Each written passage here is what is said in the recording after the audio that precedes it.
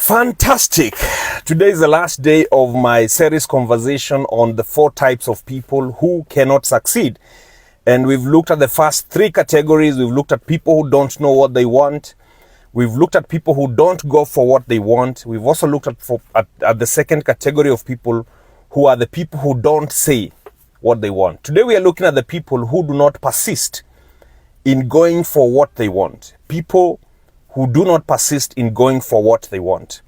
And I want to start by telling you one thing. There is no formidable success that is instant.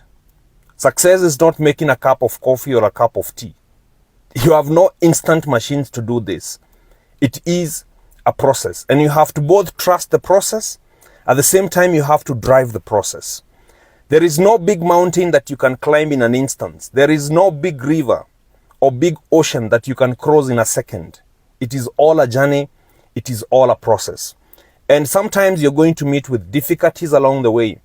And what determines whether you succeed or fail is whether you will persist the course. And it is not just an issue of persisting the course. It is about persisting the course passionately without losing your energy. You know, like the gurus say, success is about failing and failing again, yet rising and rising again without losing your enthusiasm, without losing your energy.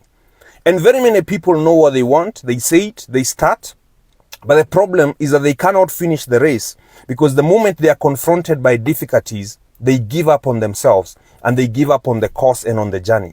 And today, I want to tell you one thing. I have not met anybody who is a guru in what they do, who is good at what they do, who is successful in what they do, and they have developed the success within a day or two.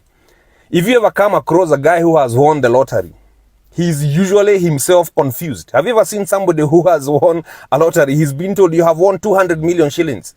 He usually looks confused, because even him, he cannot believe it. Success does not work like that. It is not instant. You're going to meet with discouragement. You're going to meet with doubting Thomases. You're going to meet with failures. You are going to make mistakes, and you're going to look back and laugh at yourself. Sometimes you're going to look back and doubt yourself at the mistakes that you will have made. But guess what?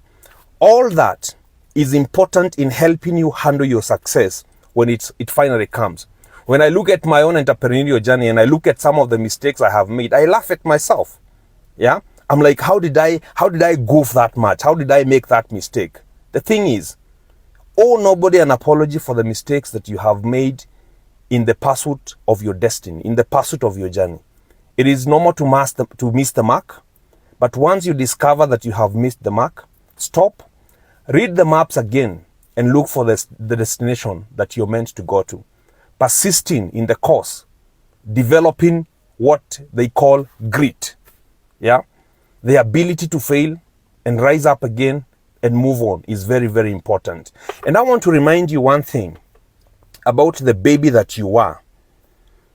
Do you know how you learned how to walk? It was by falling over and over again and rising up and continue trying. Do you know how you learned how to walk? How to talk, sorry. It was by mispronouncing words, making mistakes, having people around you laugh at you as a baby, because you cannot even pronounce your own name, or even your mother's name, or even your father's name, or even your siblings. They laughed at you, but through that process, that is how you learned how to talk. Let us encourage ourselves to understand one thing, that to succeed, you have to persist. To succeed, you have to persevere.